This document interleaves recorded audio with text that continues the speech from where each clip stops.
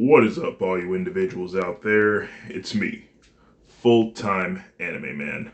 And first of all, I think we all need to take a moment. Just take a second and breathe for a second. We are currently at 3,550 something subscribers right now. And it's been nearly a year since I started doing this. And I just want to say thank you to everyone who subscribed to me and those who supported me throughout this crazy journey of mine. I really never thought I would have been able to do it.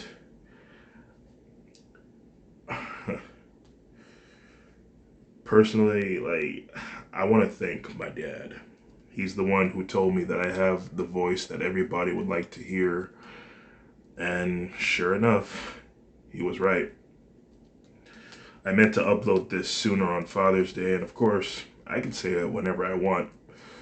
Happy Father's Day. But what I really want to say is that, Dad, I love you. And thank you for everything you've done for me.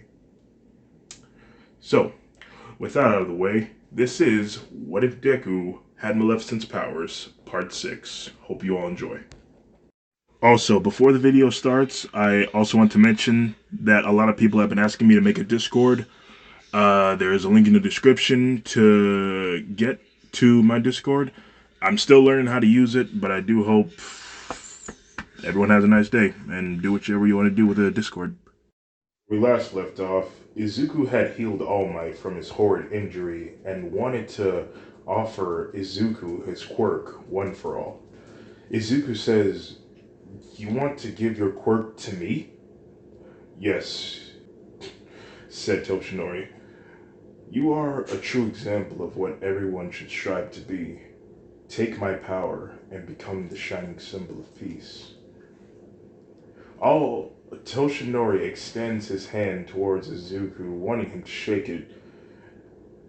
But Izuku hesitates for a second.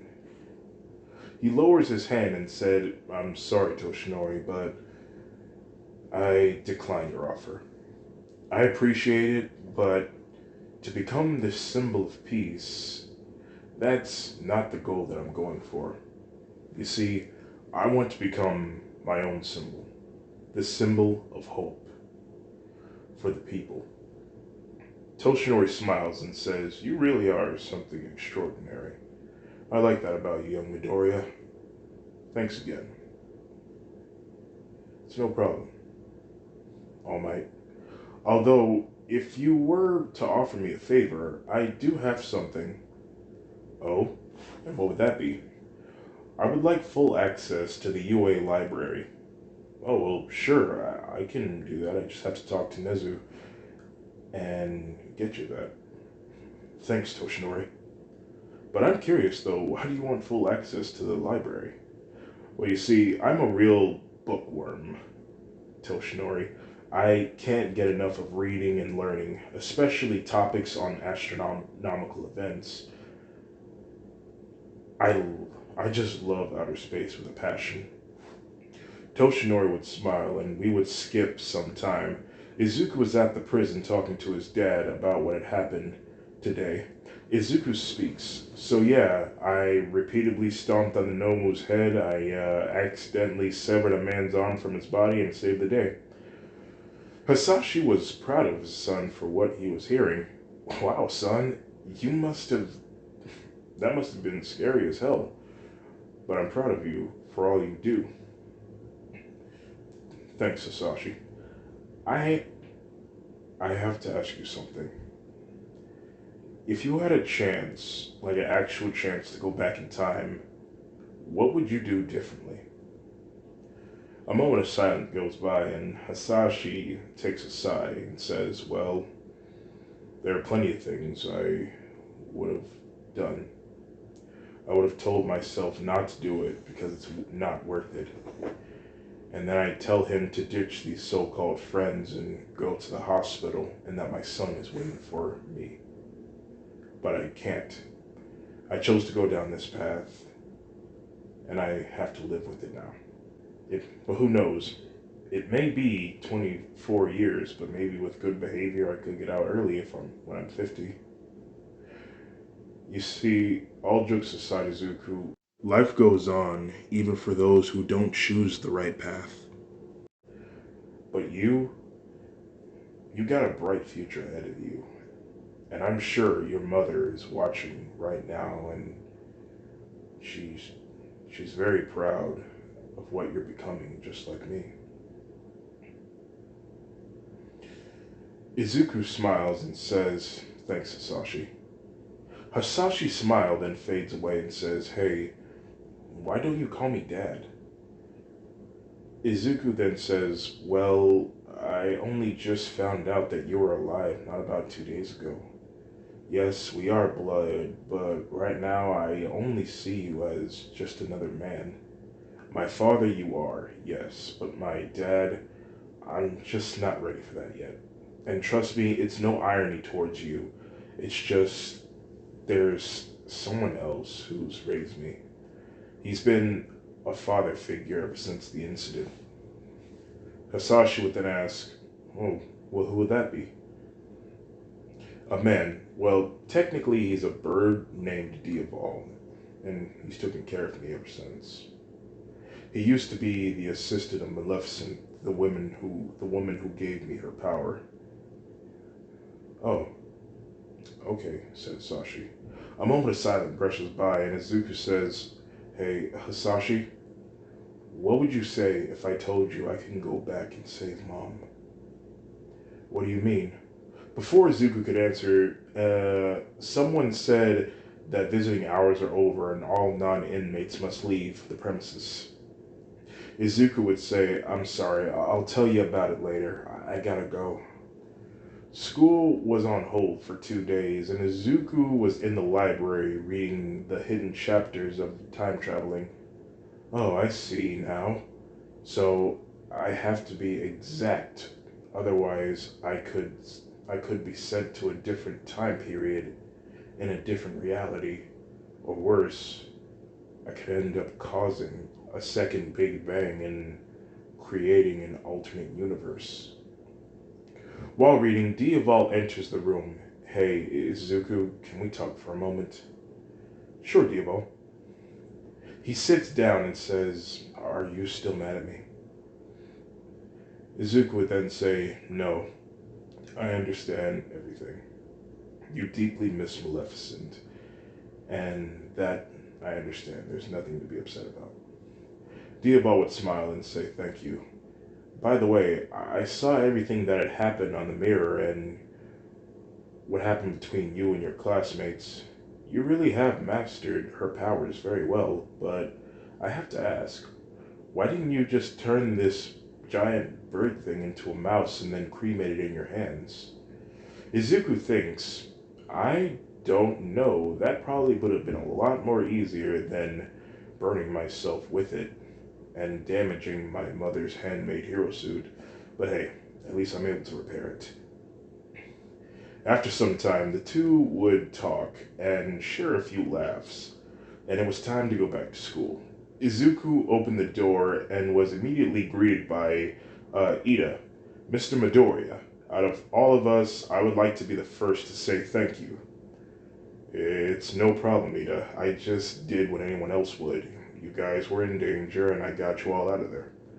Uraraka would walk up to Izuku and said, "We know. Tokoyami and Koda told us what happened. And it sounds so cool and yet terrifying at the same time." After a few minutes, everyone would thank Izuku except for Todoroki, who seems to be upset with Izuku for some reason. Soon after Aizawa showed up, he would also thank Izuku for healing him as well, and would also go about telling his students about the sports festival coming in 7 weeks, and that they should train while they still can, for hero corporations are looking for the best. After all was said and done, Toto-chan was sitting in her desk looking at Izuku, and as she does this, she remembers what her father said. We then transition to a flashback. This Izuku Midoriya is a real threat to us. He has too much power that he could jeopardize your chances of becoming the next big thing. I want you to find his weakness and use it against him. Do whatever means necessary. The flashback ends. She gets up from her desk and says, "Hey, Izuku." Izuku would get up from his desk and turn around, saying, "Oh, hey Todoroki, how are you doing?" Todo-chan would say, "That's none of your business. Anyway, I was trying to be sincere to you and show you my appreciation for saving me. And you fall asleep as I was trying to talk to you?" "Well, I'm sorry, it's just that I used a lot of my..." Todo-chan interrupted Izuku, saying, "Never mind, I don't want to hear any of your excuses. If you really want to make it up to me, then you will take me to the moors today, after school. Got it?" Everyone in class would be staring, and Izuku, feeling really confused, said, "Okay." Soon after, everyone would ask Izuku if they could join in. So, Izuku would allow everyone to come to the moors after hours of school is finished. Then, when the time came, everyone was getting ready to go to the moors, but the hallway was overcrowded with students wanting to scout out the competition of 1A. Um, can I help you all with something? Said Izuku. One student with purple hair would step forward and say, "So, you're all the ones who went up against villains at the USJ. I gotta say, I'm not impressed." Bakugo would stand up and say, "Listen, we don't have beef, nor do we want any business with you, so move out of my way, you extras." The purple-headed boy then turned his attention back to Izuku and said to himself, "This guy, he was the one who made everyone float in midair in the cafeteria, and he also healed that one guy. How many quirks does he have? Just what is this guy? Oh, and by the way, in the sports festival, if you don't give it your all, either someone else from a lower class level will take your spot in 1A, so don't expect me to go easy on you." Izuku would say, "And what is your quirk?" The boy chuckles and says, "Do you really want to know?" Izuku would then say in a confused tone, "Yes, that's why I asked." Shinso would then try and mind control Izuku, but it didn't work. Izuku would continuously stand there looking at Shinso. "What the hell?" said Shinso. "How did you not get mind controlled?" Shinso would then grab Izuku's shirt and say, "Just what the hell are you, some kind of freak?" Izuku's eyes would widen and he would look to Shinso's hand holding his shirt, and then he would slowly look back towards Shinso and would say, "First of all, freak is a mean word. Second of all, would you kindly let go of my shirt? I don't want to get it wrinkled. Third of all, your mind control quirk doesn't work on me because my magic protects me." Shinso would then get more frustrated and say, "That's bullcrap and you know it. Magic isn't real. This is reality, not a fairy tale. Now tell me, what the hell are you?" Izuku would then look into Shinso's eyes as both of Izuku's eyes would glow green as he is now controlling Shinso. He would then say, "Let go of my shirt. Take 10 steps down the hallway. When you finish, shake the hand of the person on your left. Walk home, do your chores, tell your parents that you love them, and study on the Spanish Sahara. And when you wake up in the morning, you will be free from my control. Now go." Shinso then lets go of Izuku's shirt. He then takes 10 steps down the hall and shakes the hand of one of his classmates, and he continues to walk home looking like a zombie. Everyone would look back to Izuku, bewildered, and Izuku would say, "Does anyone else have something to say?" Everyone was quiet until this one student with white hair and sharp teeth spoke up. "Hey, I'm from Class 1B and I heard you all fought some villains, and I came to see if that was true. But all I see is that you're all just a bunch of punks who think that they're better than us." Izuku would blankly stare at him. He would then start walking towards this guy, and everyone who was in his way would step aside. Izuku would then say, "What's your name?" The boy would then say, "My name's Tetsu Tetsu, Tetsu Tetsu, what's it to ya?" Izuku would say, "Tetsu Tetsu? That means iron in Japanese. Is that your quirk?" "No, my quirk is called steel. I can turn my whole body into steel and punch the living crap out of somebody. Why?" Izuku would then say, "Just wondering. Hit me." "What?" said Tetsu Tetsu. "You heard me. Activate your quirk and take your best shot." Tetsu Tetsu then turns his right hand into steel and he would punch Izuku's face. But when he punched his face, Izuku wouldn't even be bothered by it. He would just say, "I don't feel that. Try again. A little harder this time." Tetsu Tetsu would then turn both of his arms into steel and then he would repeatedly punch Izuku in the stomach over and over again. Izuku would be just standing there, unfazed by every hit that Tetsu Tetsu was throwing at him. After a few seconds, Tetsu Tetsu saying his name a lot, would stop, for he was getting tired. And Izuku would say, "I gotta say, I'm disappointed. You need to work on your quirk a little bit. Would anyone else like to say something?" It's quiet, and Izuku would say, "Come on, guys. It's time to go." Everyone from Class 1A would get up and follow Izuku outside. He speaks. "Now, before I take you guys, allow me to lay down a few rules for you. 1. You cannot tell anyone about the Moors. What you are about to see is between us and nobody else. 2. You cannot take anything from the Moors. The creatures will try to offer you things. If it's food, you'll have to eat it there. But if it's an item that cannot be safely consumed, you have to leave it there. You cannot take it back with you. Got it?" Everyone would nod their heads in agreement, saying, "Got it." "Alright then." Izuku would then make a portal to the castle. "This way, everyone." Everyone would follow Izuku walking through it. Soon, everyone would follow him entering the castle with the room that had the potions and the statue and the magic brooms on the wall.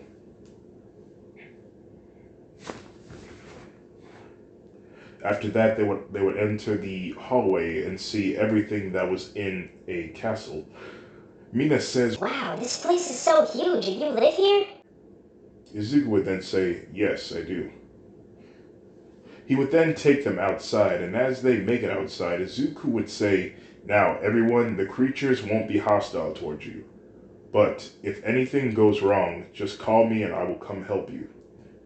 Everyone would scatter around, and not even getting a few feet away, Oswald the Griffin would jump out and scare everyone. Izuku would say, "Oswald, stop scaring my guests." As they spread around, Izuku couldn't help but notice that he didn't see Toto-chan. He was wondering where she was. He saw her walk through the portal. Inside the castle, she was still in the room with the magic mirror, just in complete awe of the magic. Soon she walked around the castle and found Izuku's bedroom. She rummaged through his stuff and doesn't find anything on his weakness.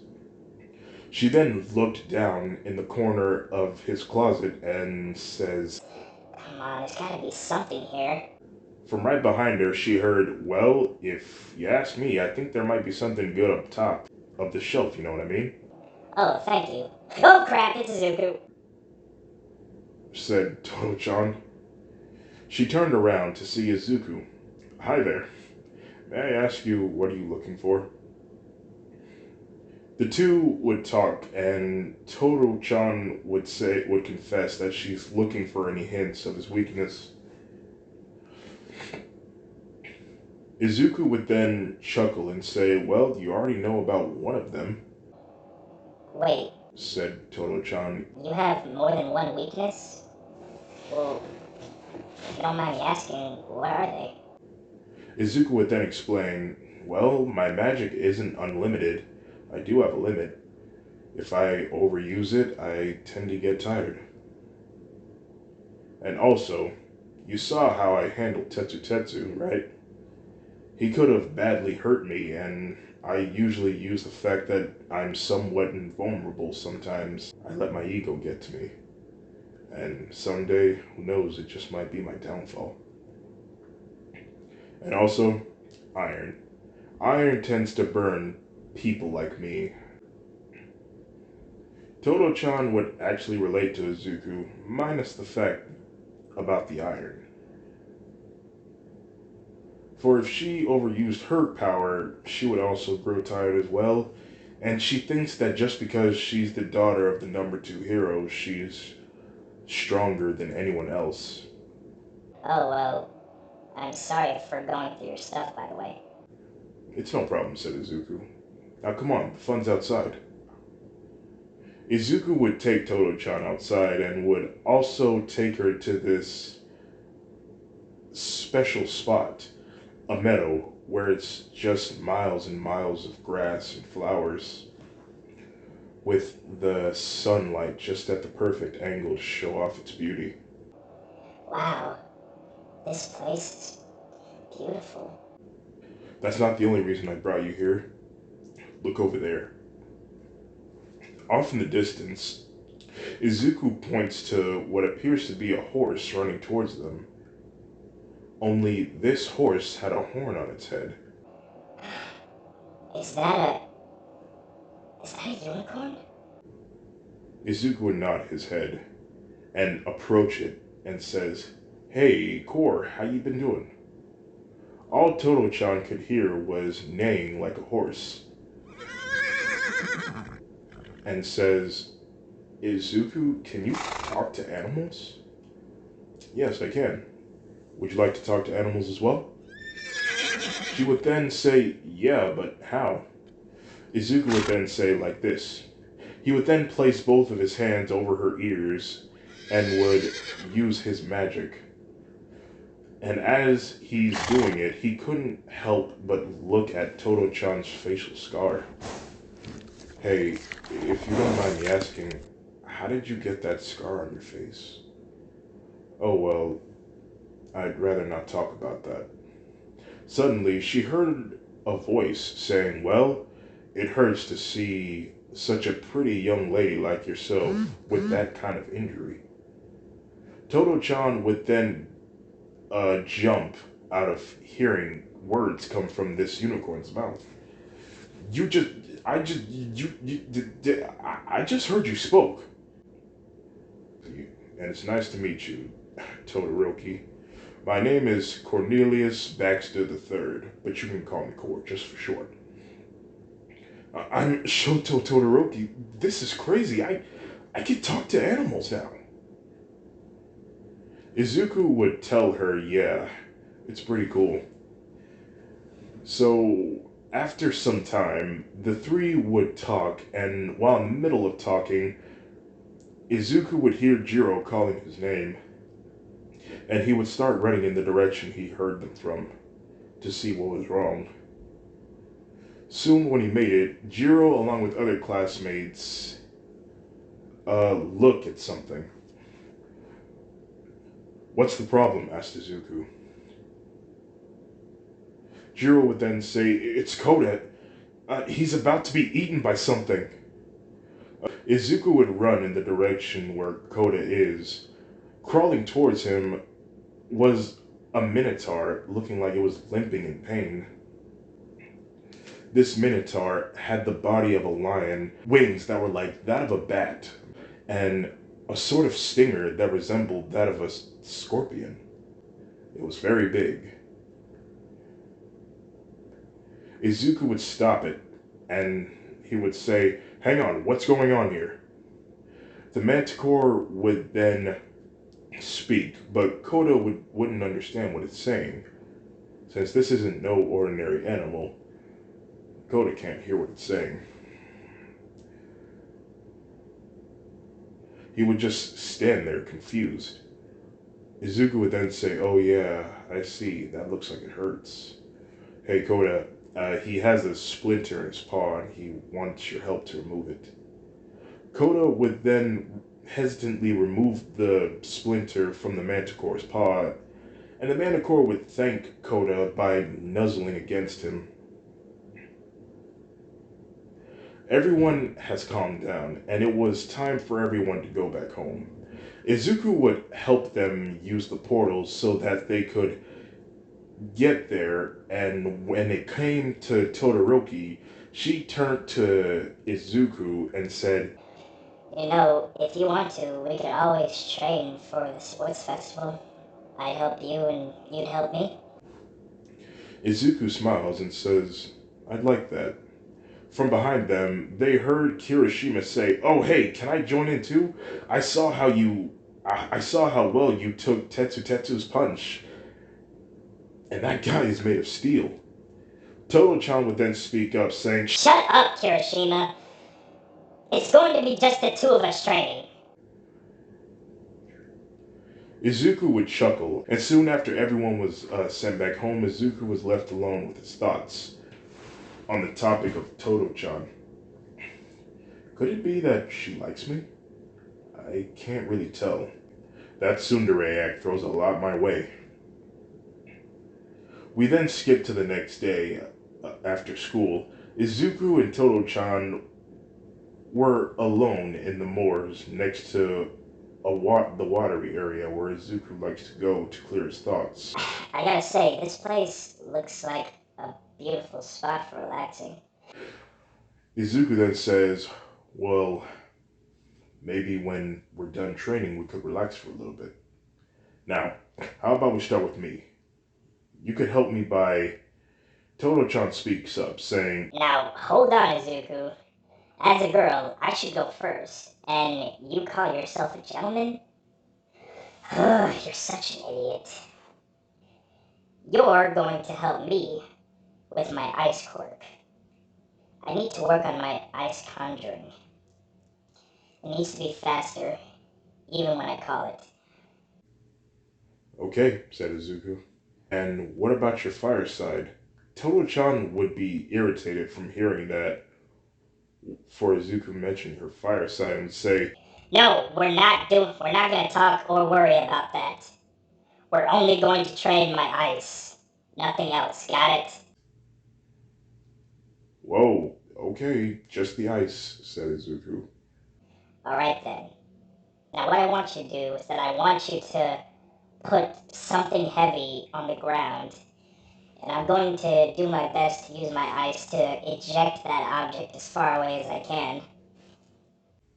And so after some time and a few boulders, Toto-chan was able to give a good distance. She was feeling very tired while heavily breathing, and she said, There, I did it. Now what do you want to do? "You did pretty good," said Izuku. "Well done." Toto-chan would then look to Izuku while with irritation and would say, What, you didn't think I was going to be able to do it?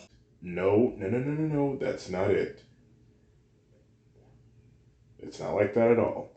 I was just surprised at how fast your strength grew, that's all. You impressed me." Toto-chan then blushed a little bit and said, Whatever. Now, what do you want to do? "Well, actually, before we do that, how about we just take a quick break real quick? So, what do you want to do?"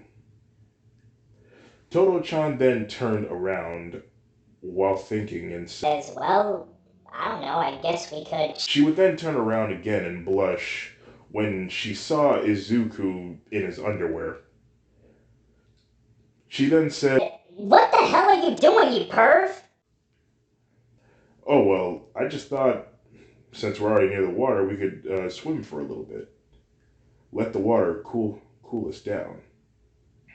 Izuku would then jump off of the edge of the waterfall and land in the huge body of water, making a huge splash. He would then poke his head from the water and say, "Come on, Todoroki, join me." While still blushing, Todo-chan turns in the opposite direction and says, "Hell no. Why would I swim when I could just be training more?" Izuku would say, "There's always time for that. Right now is the best time to just sit back and relax. And don't worry about everything. Do you ever just take a break from a long day of training?"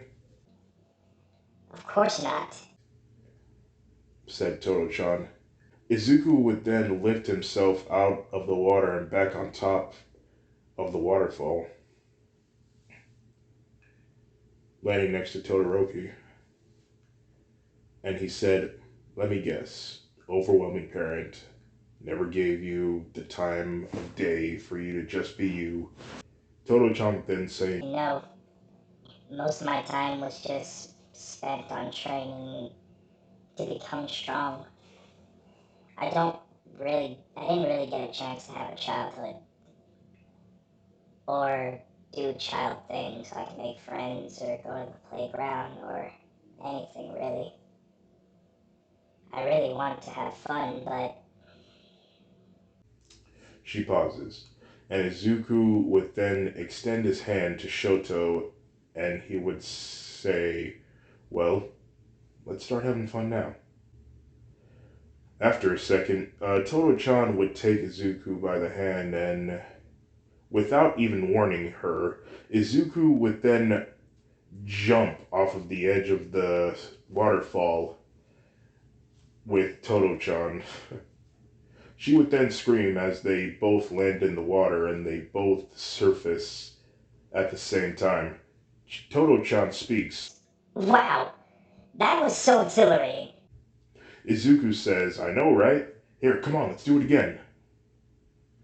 After a few hours, the two went inside and dried off. The two would talk. Todo-chan would thank Izuku for the swimming. Izuku would say, "You're welcome."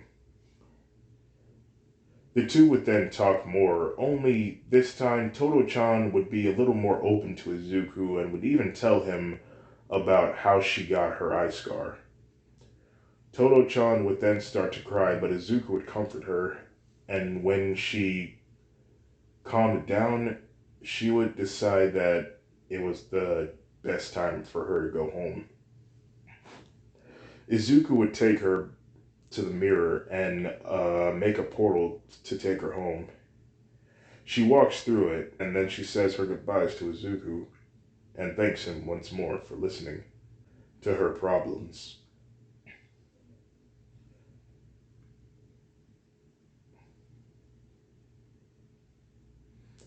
Soon after, Diaval spoke with Izuku, asking him if he liked that girl.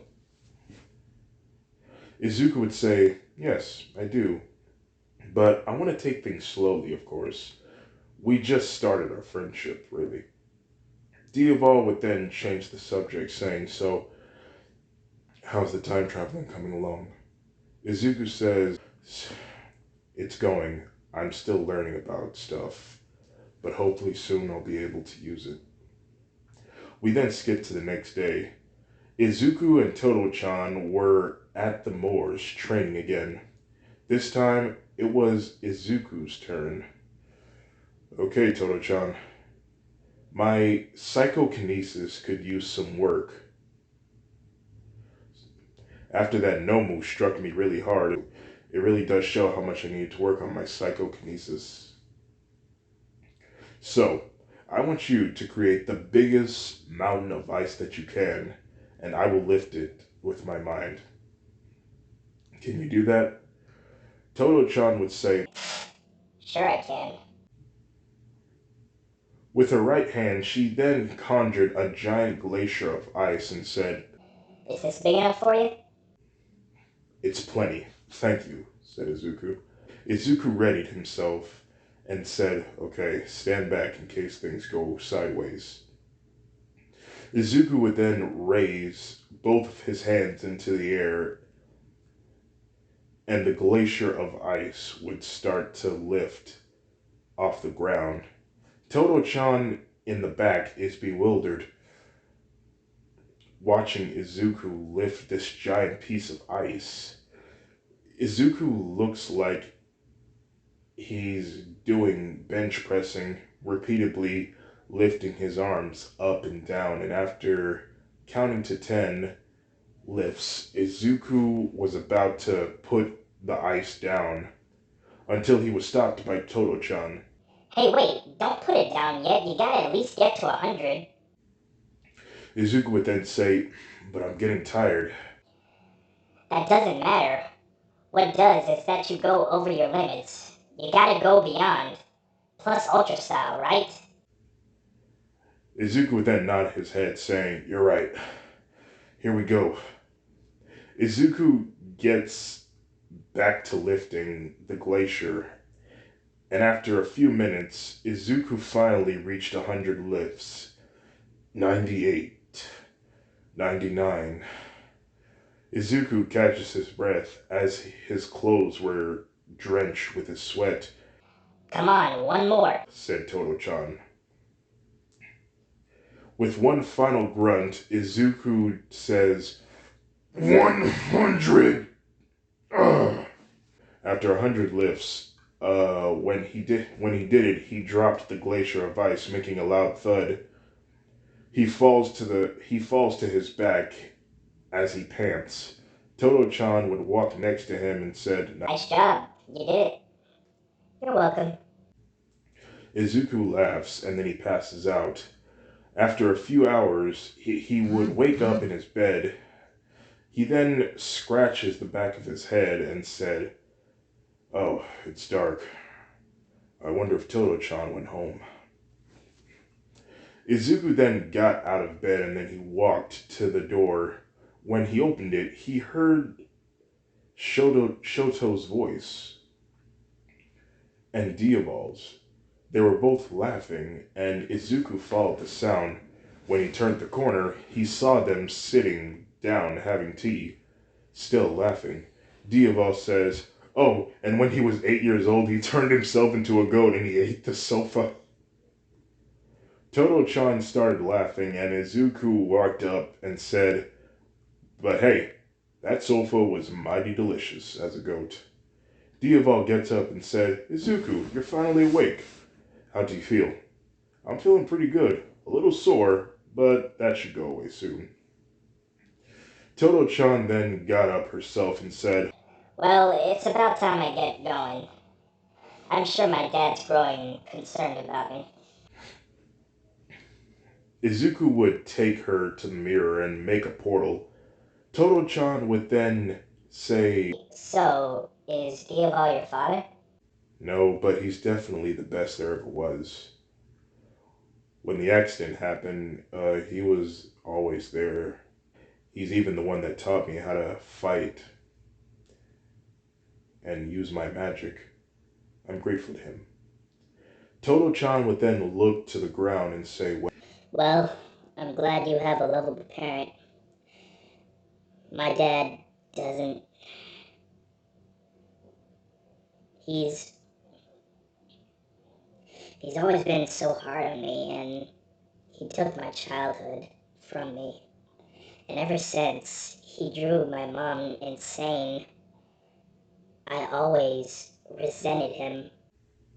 Toto-chan then looked down to her left side and said, and his quirk.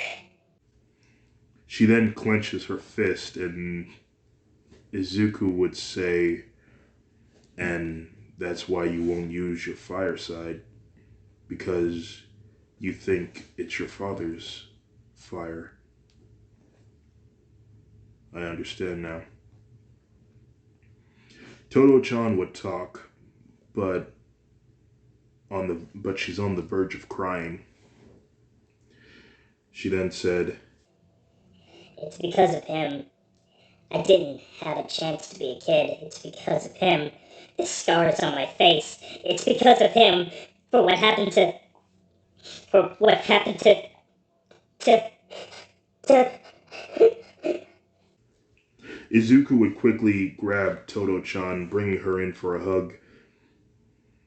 Todo-chan's tears would absorb into Izuku's clothing as her head would rest on his shoulder.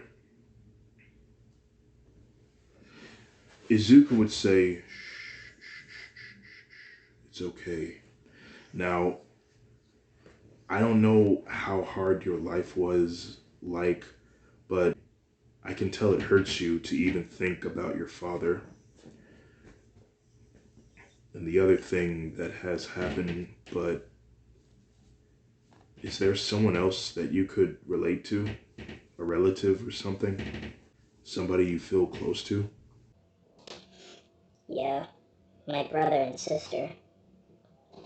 Well, maybe you should communicate with them more. Now, like I said, I don't know how hard your life was, but with your siblings, they do know, and I don't want to make any assumptions and offend you, but I would like to get to know you more, if you'll allow me. Todo-chan looks into Izuku's eyes. She knew Izuku was kind, but she never expected this. She then looked down while thinking and said, Okay, I'll be more open with you. Izuku would smile and he would say, "Here, in case you ever need to talk, if there's anything on your mind, you could just call me, okay?" Izuku would write down his phone number on a piece of paper and give it to Todo-chan. Todo Todo-chan would then take it and would smile, now knowing she made a great friend. Todo-chan would hug Izuku one more time before walking through the portal back to her home. She would walk through it and wave goodbye to Izuku as it closes. Soon after, she was approached by her father, Endeavor. "You've been gone for a long time. It's nearly 10 a.m. What have you been doing?" Nothing, old man. We've just been training and chatting for a bit. Endeavor scoffs at his daughter and said, "And what have you learned from him?" Shoto then gripped the paper with Izuku's number on it and said, Nothing. But rest assured, I will find out something soon. Todo-chan couldn't help but lie to her father. She knew that Izuku's weakness was iron, and yet she decided to keep it from him. Endeavor would say, "All right, then go get some rest, for it's getting late." Todo-chan would walk towards her bedroom door, but she would see that her sister Foyumi's lights were still on. Walking in and saying, Hey, sis. Foyumi would then turn around and say, Oh, hey, Shoto. What's up? Do you think we could talk for a minute? Foyumi's eyes would widen from what her sister had said. It's been a long time since she even said anything to her. Foyumi then grabbed a chair and some tea and she said, Yeah, sure, let's talk.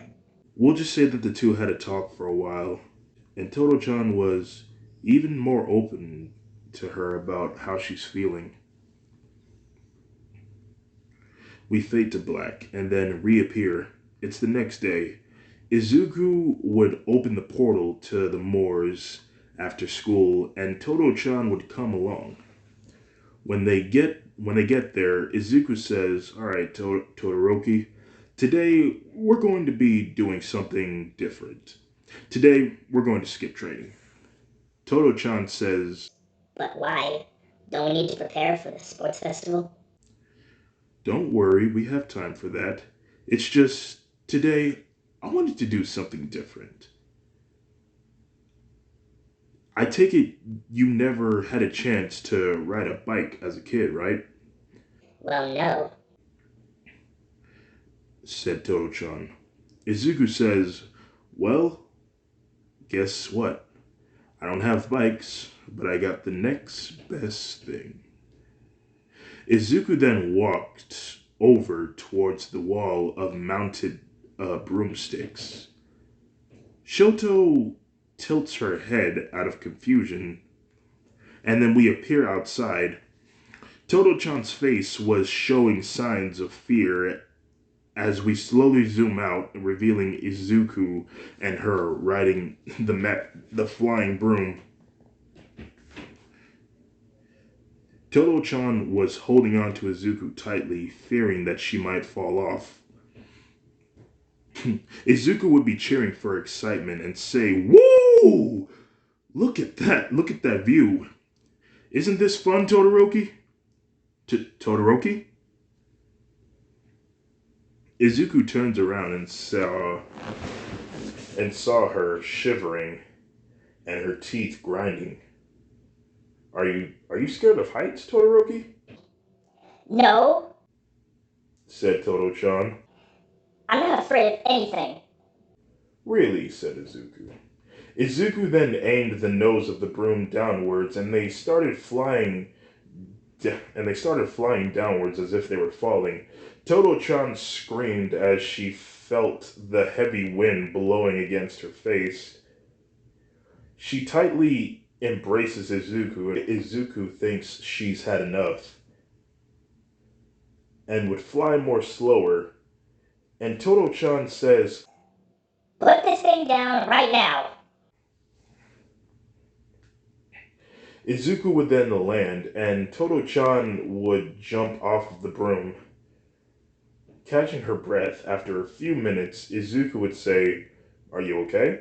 Toto-chan would then say, Hell no, I'm not alright. You damn near gave me a heart attack.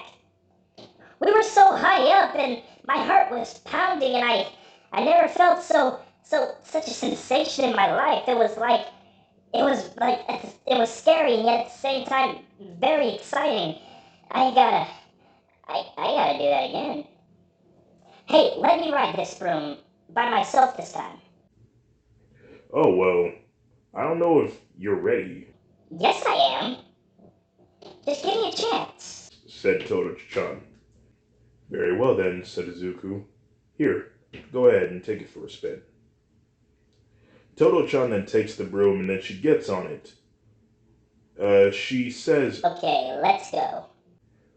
but she's still on the ground. She then jumps up a few times, but gravity always took her back down to the ground.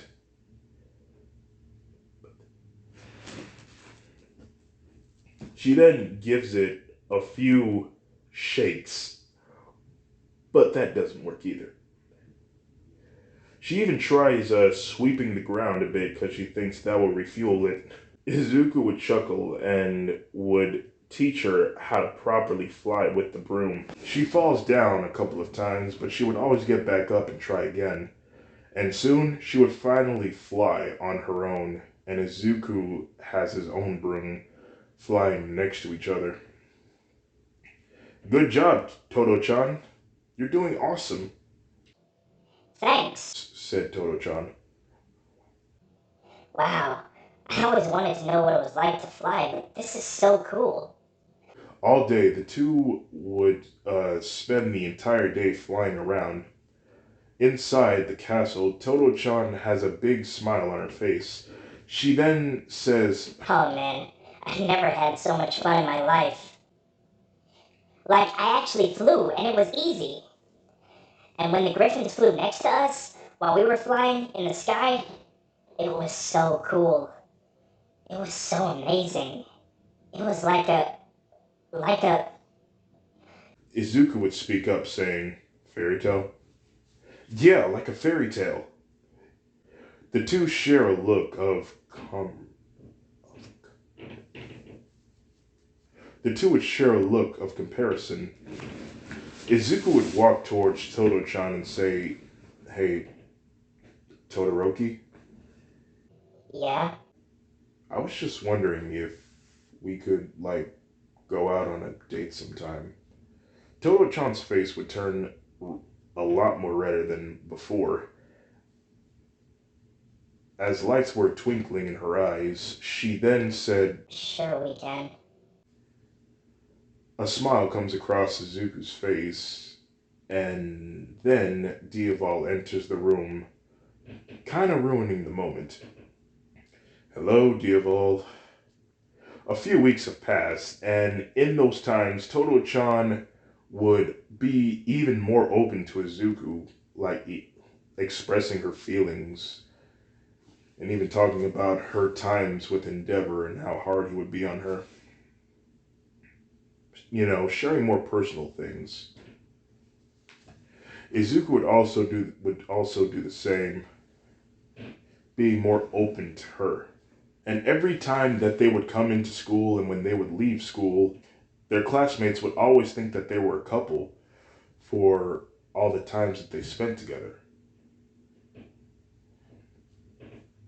There was 4 days left till the sports festival. Izuku was lifting the giant glacier of ice with ease, while Toto-chan was riding the magic broom overhead, conjuring ice in every direction.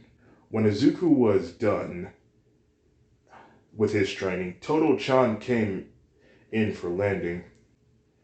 Izuku says, I gotta say, you've gotten pretty good with the flying broomstick, Todoroki.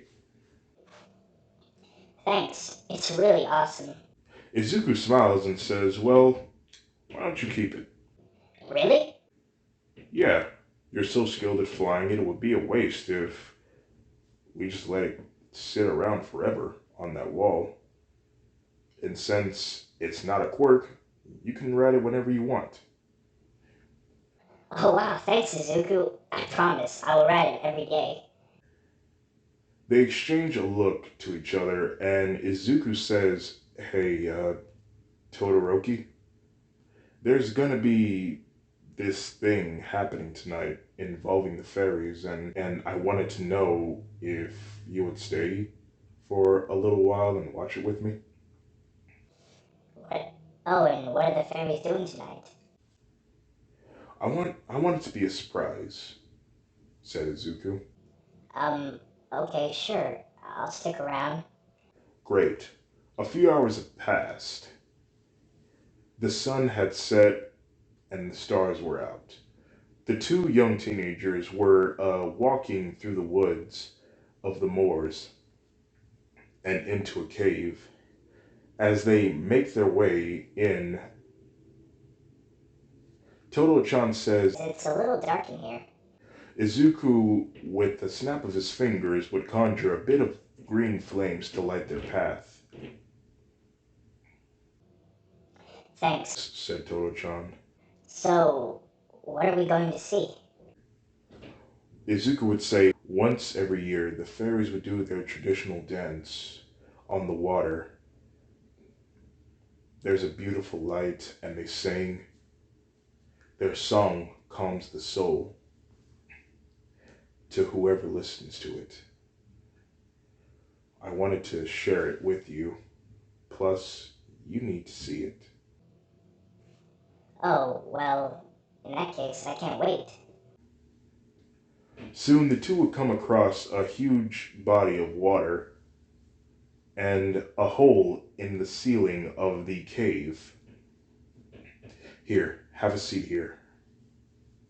The two would then sit down and wait for the fairies to come. While they wait, Toto-chan asks, Hey, Izuku, why didn't you ever come back to Japan?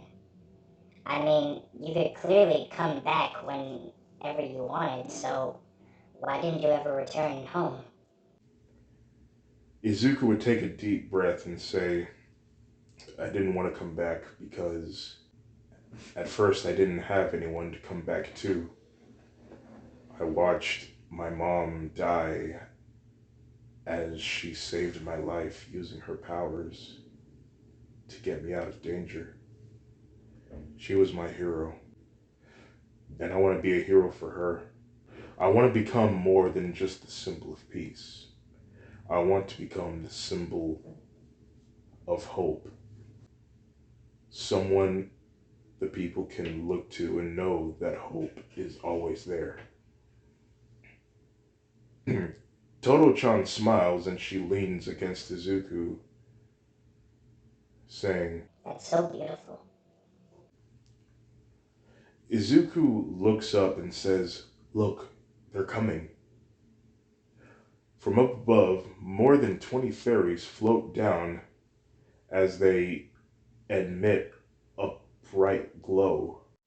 They hover over the water and do their traditional dance. As they touch the water, its waves would resemble that of lights of the aurora. The fairies would do their dance and would sing their song. Toto-chan was really taken by the beauty of the lights and their dancing. This this is the most beautiful thing I've ever seen. Izuku stares at her and says, "Yes, yes, you are." Toto-chan looks to Izuku and notices he wasn't referring to the fairies, he was referring to her. Oh, Izuku then stands up and extends his hand out and says, "Would you care to dance?" Toto-chan would look into Izuku's eyes and would take him by the hand and stand up. Izuku would have both of his hands on her waist, and Toto-chan would cross both of her wrists behind Izuku's neck. And together the two would slow dance with each other. Step by step, they would turn and twirl around as they continue to stare into each other as the light reflected into their eyes. They could not look away. But then Toto-chan closed her eyes. Izuku was confused as she puckered her lips and leaned forward towards Izuku. As she got closer, Izuku finally understood what she was trying to do, but it was out of nowhere. Wait a minute. I didn't mean I Toto-chan then backed away from Izuku, feeling humiliated and regret. A tear falls down her eyes, and she would run out of the cave. Izuku stands there, even more regretful and hatred towards himself, calling himself a fool and an idiot over and over again. When he got back to the castle, he asked Dioval where she was, and he had told her that she had went home. Izuku would then notice that she had left her broom behind. Dioval would ask Izuku what happened, and Izuku would tell him, "She tried to kiss me, and I freaked out. I said, wait, and I, oh my god, I'm stupid." Izuku then slouched on the couch and placed both of his hands over his head. Dioval would then comfort Izuku, telling him just give her some time to herself. She might have a certain agenda where she won't look at you and think that you are in the wrong, but she'll have her thoughts together and hopefully she'll listen to you. You just freaked out. You don't really have good social skills, and it's hard to reach social cues, Izuku. So I don't want you to feel bad either. Izuku continues to slouch, and we skip to the next day. Izuku was walking to class by himself, thinking about Toto-chan. Man, I hope she's not mad at me. It's just, I've never been in a relationship before. Soon, Izuku makes it to class, and Toto-chan wasn't in her seat. But there still was a few minutes to spare before class had started. Bakugo approached Izuku, and they talked amongst themselves. "Dude, what happened between you and Todoroki? Usually you two come to school attached at the hip." Izuku sighs, and he says, "Man, I messed up, Gachan. I messed up." Last night we were watching the fairies do their dance and sing. She tried to kiss me. Whoa. And what happened? I freaked out and I stopped her. Oh, no, you didn't, man. Dude, she caught me by surprise. I never meant I never meant to hurt her feelings. Dude, you made her feel unimportant and unwanted. She clearly had feelings towards you. It's just, it came out of nowhere. I wasn't trying to get a kiss from her. I thought we were just starting out slow as friends, that's all. Have you ever kissed a girl before, Bakugo? Well, no, but I sure as hell wouldn't have done what you did. In the middle of their conversation, Toto-chan opens the door, entering the class. Her and Nezuko meet each other's gaze, but she turned her head to her desk with anger. Bakugo then says, "Yeah, she's still mad at you." I know. For the past few days, Izuku has been texting Toto-chan saying that he was sorry and that he didn't mean to upset her, even telling her that the kiss just caught him off guard, but she wouldn't reply back. After the days pass, it was time for the sports festival to begin. And that's where I'm going to end this what if. Oh no, things aren't looking so good for those two. Will Izuku and Toto-chan ever make up? If Izuku goes back in time, then he'll never have met her. What will ever happen next on part 8 or possibly 7, I can't remember, on What If Deku Had Maleficent's Powers? I hope everyone has a nice day, and if you made it to the end of this video, consider yourselves #blessed. I'm sorry, I'm crying over my own video. I gotta go, bye-bye.